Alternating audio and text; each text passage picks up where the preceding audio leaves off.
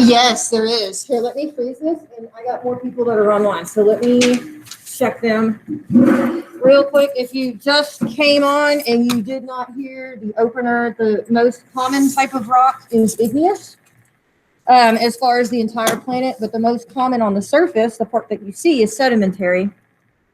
Let me double check my other online students. I see Colton.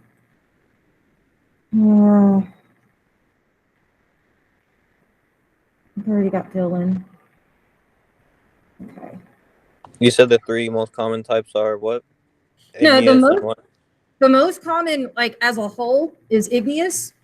But the most common that are exposed at the surface is sedimentary. Now, I started abbreviating like crazy. SR is going to stand for sedimentary rock. When we get to metamorphic rock, that'll be MR. That way you're not trying to write this down over and over and over again. The words are, just like with igneous, we have a lot of Greek and Latin that are going to come in. I did not create these words. That's just what they're called. But 90% of what you actually see is sedimentary. In order to see igneous on the surface, you're going to have to be able to go somewhere where you have volcanic activity. Or don't have volcanic activity. So like the actual black basalt, like in the Hawaiian Islands, or if you've ever been to Yellowstone, the Mammoth area, that's tufa, is the stuff that grows up out of the hot springs. It almost looks like, let's see, stalactites come from the ceiling, stalagmites come from the ground. It sort of looks like those, but they're not long and spindly. They're sort of lumpy looking. We'll get to that when we start at metamorphic. We're going to spend 3 days on sedimentary. I said lots and lots and lots of pictures. This is a sedimentary rock. The one thing that's really going to stand out with these more than anything else is the layers. They might be really thin, they might be really thick. I took all my rocks on there. I should have brought some of them back today, and I did not do that. So a sediment. Now, a sediment is not the same thing as a sedimentary rock. Sediment is dirt, pebbles, technically any type of aggregate. It could be silt, it could be clay. But that is worn down from other rocks, whether it be sedimentary, igneous, or metamorphic. It's worn down through erosion. Well, technically, it's worn down with weathering, and then it's moved by erosion. And then when those things are compacted, whether they're just by pressure, or it's actually used, not like cement, but cemented. It has water that brings silt in between the particles, and then when it dries, it hardens like cement. That's when it starts forming into a rock.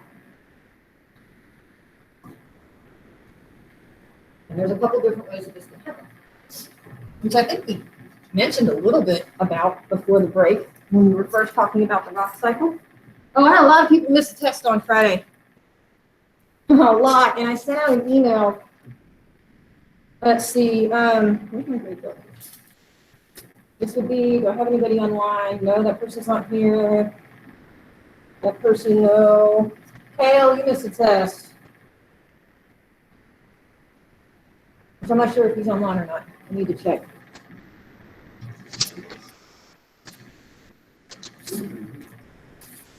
Oh, you are right here in front of me. You missed the test on Friday. I think you missed the test on Friday. I don't have a grade for you in here. I can open it back up later today. I'll send out another email. I sent one Saturday morning. Friday morning or Saturday morning? Can't remember. I opened it. And I should have sent you an email too when I opened it up over the weekend. I sent it, I can't remember if it was Friday morning or Saturday morning. But it got closed back up again because of grades. So, the test was on the 20th. The test was Friday. It's just not open. I need to reopen it. All right, this is this flow chart. If you're wanting to fill this out, you may have to use Cami. If you have it with paper up here, you can just write in the boxes. But we've already put the information for this top left that a sedimentary rock, I know it's hard to read the little part, but they're made from already existing rocks that are then weathered. They're worn down. And then the one on the right, it forms when your sediments are pressed together and then cemented. I will put this up at the end. I don't know if I can make it any larger or not though. I have it completely filled in at the end. This particular slide is going to come back a few times.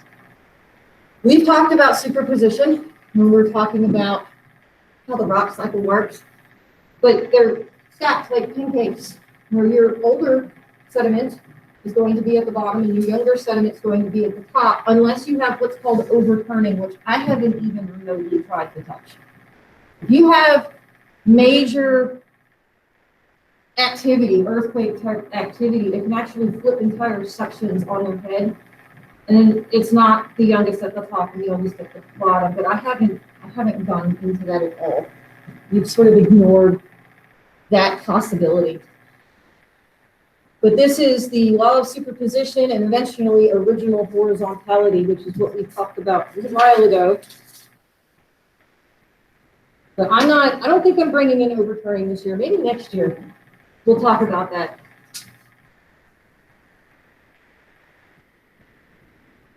I really meant to bring my rocks back and brought the school's rocks back, but I didn't bring my rocks back.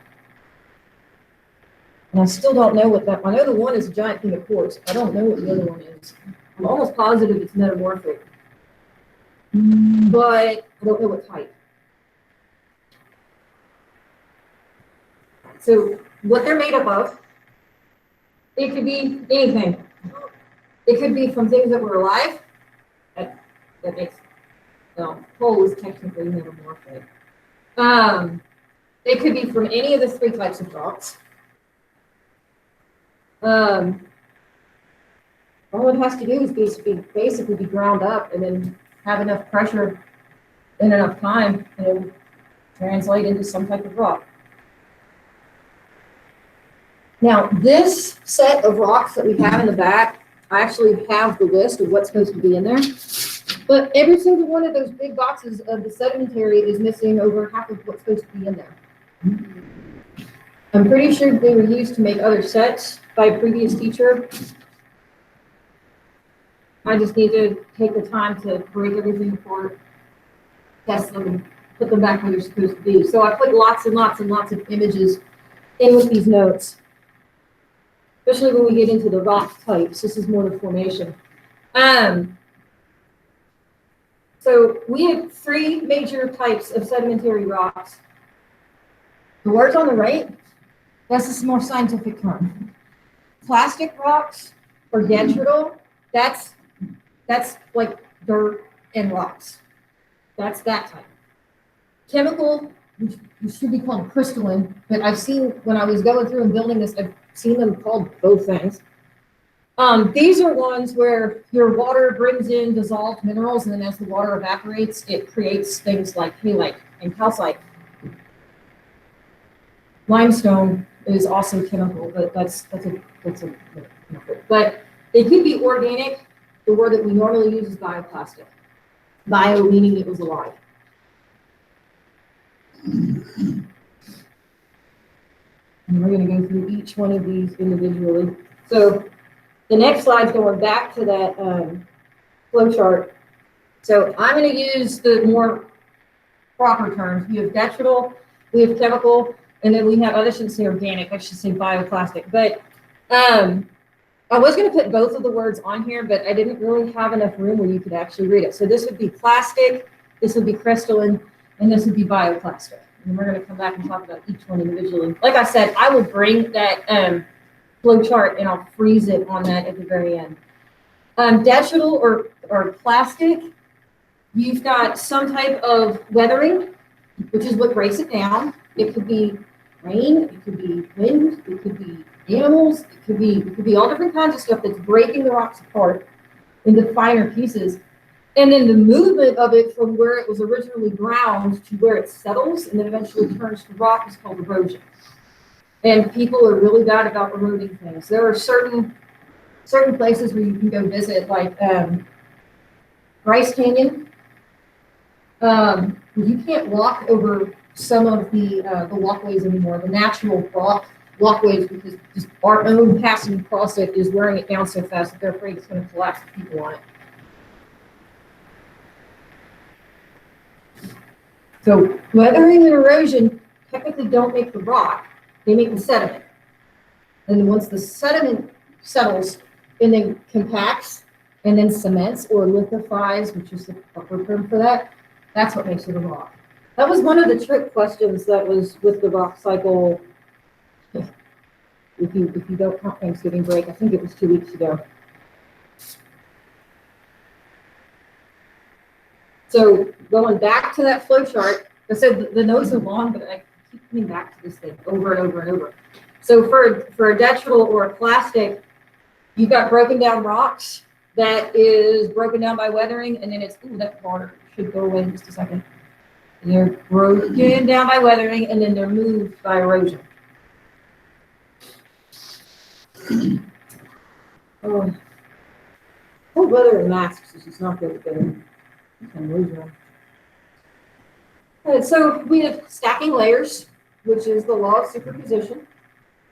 And then as more and more stuff starts settling on the top, there's more and more pressure, which also creates more and more heat if you go down deep enough in the earth. If you have small particles, things that are grain of sand or smaller, they can form rock just by pressure alone. They are compacted. Okay? If they're larger ones, then that doesn't work. Things like pebbles or cobbles. There's actually size guidelines as to what the sediment is called. Is it small enough to be silt? If it's even smaller, it makes clay. Certain rock comes from silt, it's called siltstone. Certain rock comes from mud, it's called mudstone. Some of them it's pretty obvious where they came from. There's a certain chemical rock which makes limestone. Sometimes limestone is filled with all different kinds of shells. And I know that a lot of this is back in those boxes. I just need to figure out whoever moved them around where they put them. Okay, so very, very, very fine particles, pressure alone, that rock is from compaction. If you have larger ones, then they can't stick together. And that's called cementation. It's cemented together. So water brings dissolved minerals in between the holes, between the larger particles, and as the water evaporates away, that very, very, very fine particles in between them, it hooks, it's like glue. It sticks everything together.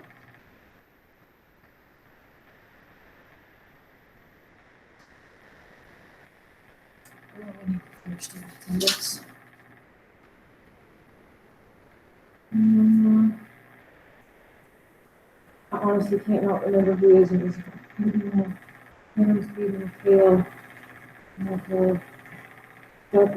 Okay, so you're back.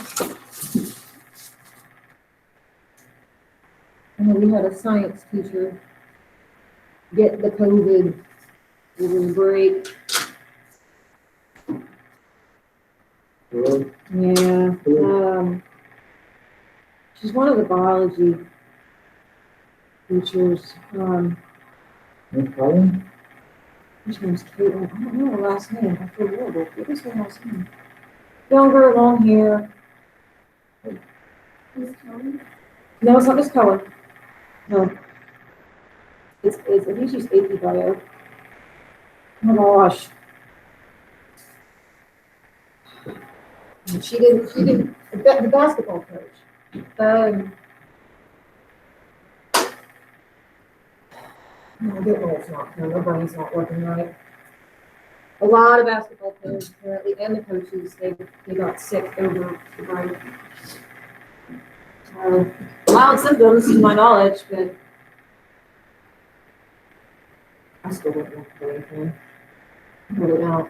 All right, so detrital, or like I said, plastic. They're named from what they came from. Oh, no, don't say that. Back to this. Find out. So I put an image of each one. Like I said, I have to go through those rocks and pull everything out, but they're in order. This is conglomerate, larger pebble type pieces, and then it's silt came in between. This one is put together by cementation. This is sandstone, it's literally sand, literally, that has been turned to rock. And then I'm not even sure if I'm pronouncing that one right or not. I don't know if it's Brescia or Brescia. I need to go back and do like I don't speak Latin. I don't. I need to go back and double check the pronunciation on that one. But these all actually come from larger particles, which means that they've had something come through and then have to cement to lithify the stone. Oh.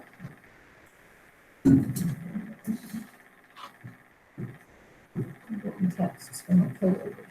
Okay.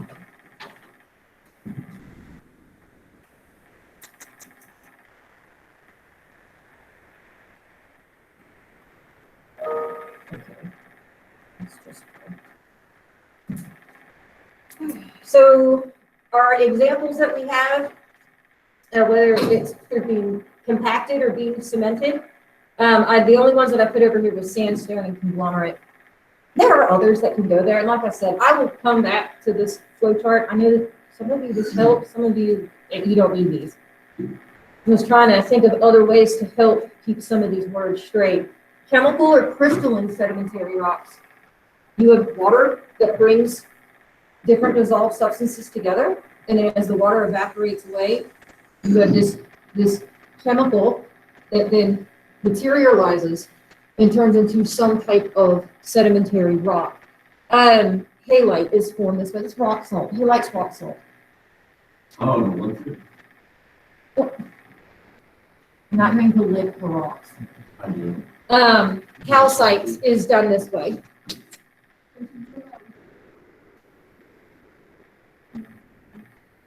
I'll look it up. It's disgusting. And sometimes they have different colors in it too. Ew. But halite, which I bet you can see if I can find some boxes. Some of them are in here, and some of them are not. I meant to bring a couple of these home over the break, and I just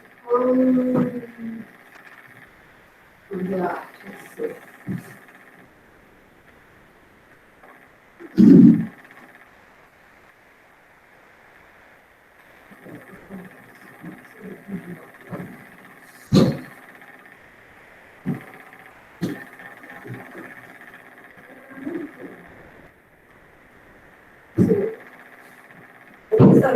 It's supposed to be in here, and in the order it's supposed to be in here. Question is, are all of these rocks in the right box? I spent time right before the break trying to reorganize these and put them where they belong. So we have, this is conglomerate. It literally looks like a chunk of like concrete. It's literally what it looks like. No, that's number 7. Let's see, we go forward. So calcium carbonate. It's a CaCO3. 1, 2, 3, 4, 5, 6, 7.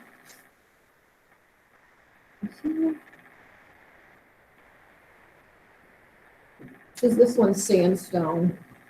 I don't know. I need to go back and double check them all. Oil shale does not look like oil shale to me. Shale does not look like that to me. Sandstone. 3, 4, 5, 6, 7, 8, 9, 10, 11, 12, 13, 14. There's supposed to be 15. I don't know. This list doesn't look right. Calcium carbonate, no, I'm not going to turn it into a chemistry class, although I will give you the chemical formulas with a lot of these. This is the actual calcium carbonate. This is how limestone is created. Now, there's 2 different types of limestone. There's regular old limestone, and then there's the fossil-rich limestone. It is predominantly made up of calcite. No, you do not need to know the actual chemical pathways for this.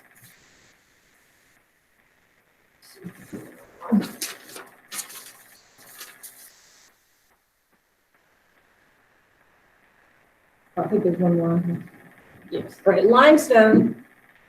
Limestone makes up a whole bunch of the bedrock of the United States, because I know it doesn't look like it now, but We used to have water over the majority of our country before we had the lifting, and we had our mountain ranges put in place. So because of that, because limestone does like to settle at the bottom of lakes, not oceans, but fresh water, that most of our bedrock is limestone. That is not true across the world. Some of their bedrock is mostly granite. Some of them are what they call shields. We don't have shields on the United States. China has a shield. Antarctica has a shield. Africa has a shield. It's just a name for that particular part of bedrock. We don't have any around our country. We got mountain ranges, which are predominantly granite, which is an igneous rock. Okay, so I just said this. So large portions of our country do have a limestone bedrock. There are some that have other compositions. If you around volcanic areas such as Yellowstone, that's different. You're going to have more of an igneous composition. Obviously, Hawaii is igneous. It's mostly basalt. But as your water does evaporate away, see the one on the left is limestone, the one on the right, this is halite. This is essentially rock salt. You said somebody had one of those lamps. I've seen them with different colors too. I've seen them pink.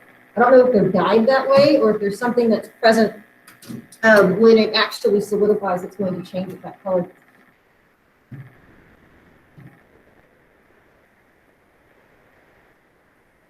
This is how we get the rock, the salt mines that people they go to, and they literally mine the salt, which is then put into little containers and we sprinkle it on food. It's just ground up. It's not the larger version.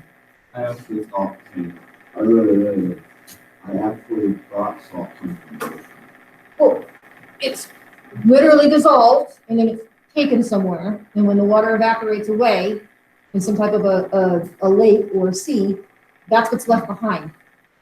So certain places are more salty than others, like is what the Dead Sea that's so salty that you can't drown because it's more dense and float. Nothing can live in there because the salt content is too high. Yeah. Well, maybe if you have bacteria, that would be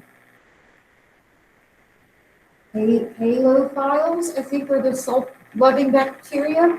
Thermophiles are the heat-loving bacteria. I think it's halophile. I don't know. I've never taught biology. I'm you know, been a long time since I've gone through that kind of stuff. Okay, so your chemical or your crystalline, okay, you've got dissolved minerals that come out of a water solution. The water is what cook it places. And then the two examples that I gave you were the halite and the limestone, which were the previous two images. And I know I've got halite in one of the tackle box things back there. I've seen it. It's just not up here. Organic sedimentary. I was hoping that there was fossil-rich limestone in here, but I'm not seeing it on the list. Basically, it just has like a bunch of crushed shells in it. It's limestone, but not fossil. And halite is supposed to be in there. And chalk is supposed to be in here, and it's not in here. See, this is coal. This is not supposed to be, it looks like anthracite. Coal. It's not supposed to be in here.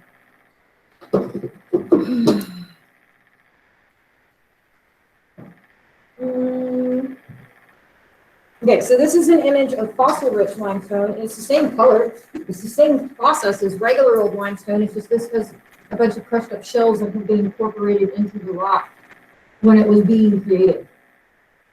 Still mostly calcite.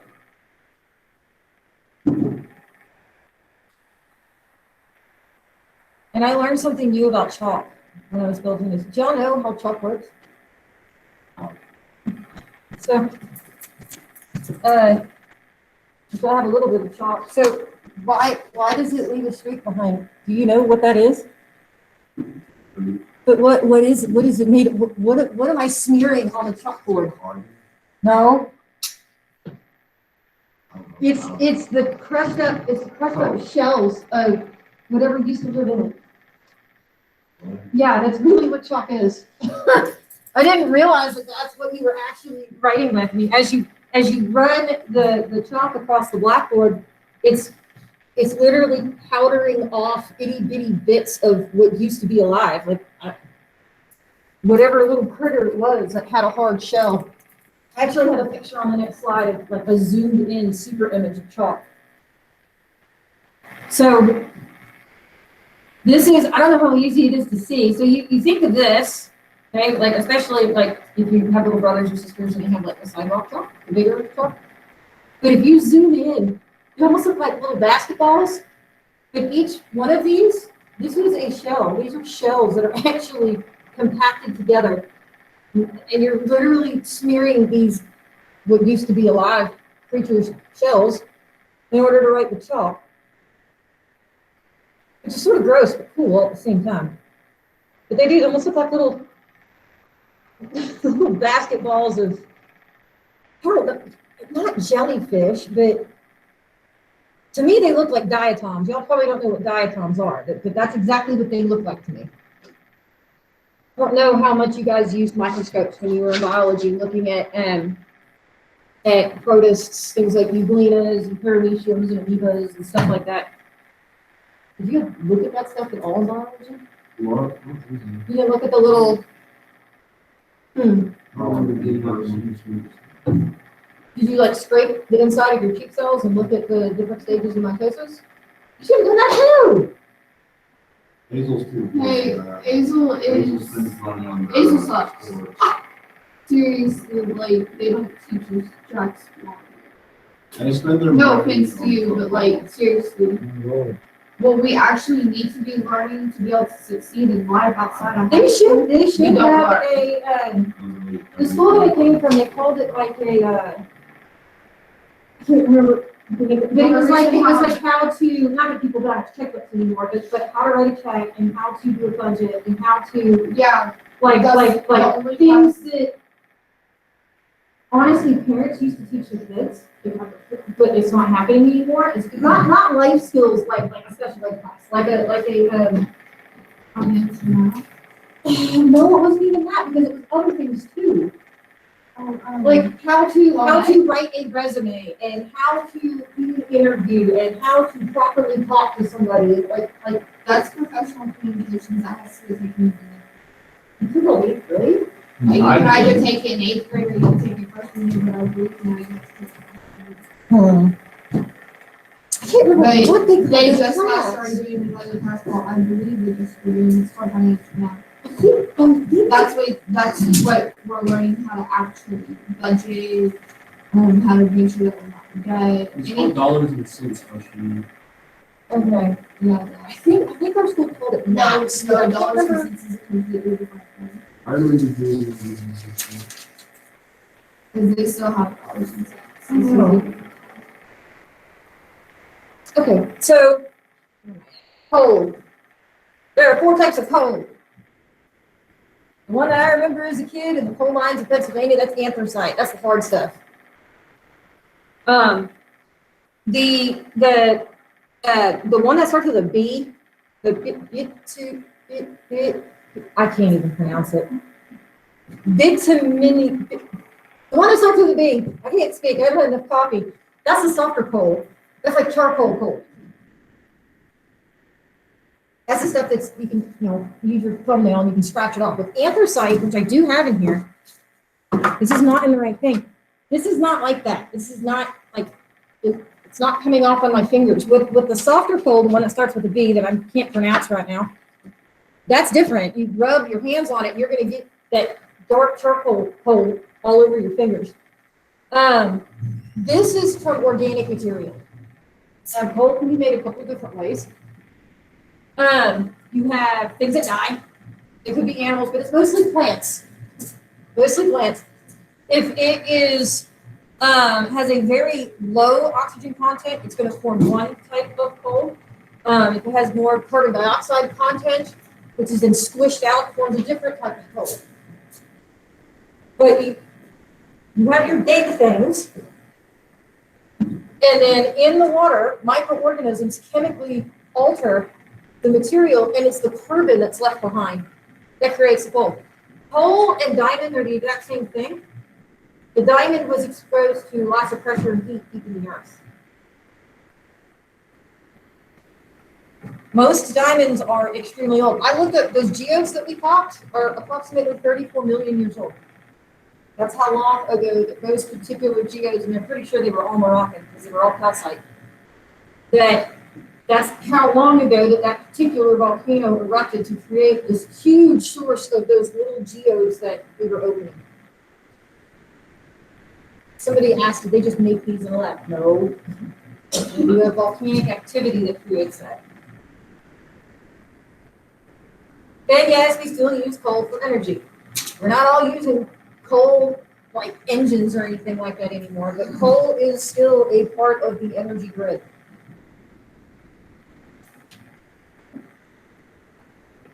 Got one. Okay, so on your flow chart, and this is the one I'm going to leave up, and then I'm going to freeze it because I need to double check online. I tried to figure out a way to put text boxes over this in a Google Doc so that you guys can actually type on it. But I must not have a right app or something downloaded on my computer because I can't get it to do it. But if these flow charts do help you, you can probably use Cami to write on it directly. Or maybe you have another app where you can just create a text box. I don't have it on my computer. So we had three major types. We had the more layman's term, the detrital, which is plastic, the chemical, which is crystalline, and then the organic, which is bioplastic. I'll keep using both words interchangeable back and forth. That the detrital is literally the broken down rocks. The two examples that I gave you were sandstone and conglomerate. They're broken apart with weathering, and then the particles are moved via erosion, which then undergoes either compaction or cementation, which is lithification, which is the scientific term for that. Your chemical, the water brings different materials, dissolves them, brings them together, and it chemically combines into a different format. Water evaporates away, the crystals form, that would be limestone and halite. The bioplastic, the things that were from living things, the organic material, that would be the examples that I gave you were chalk and coal. Which is interesting that you're writing the shells of dead animals when you're using chalk. Now, I'm going to turn the light on. There is an assignment image with this. Double check online, go real quick. Y'all should have more than enough time to play. 13, 14 minutes left in class to take care of this. I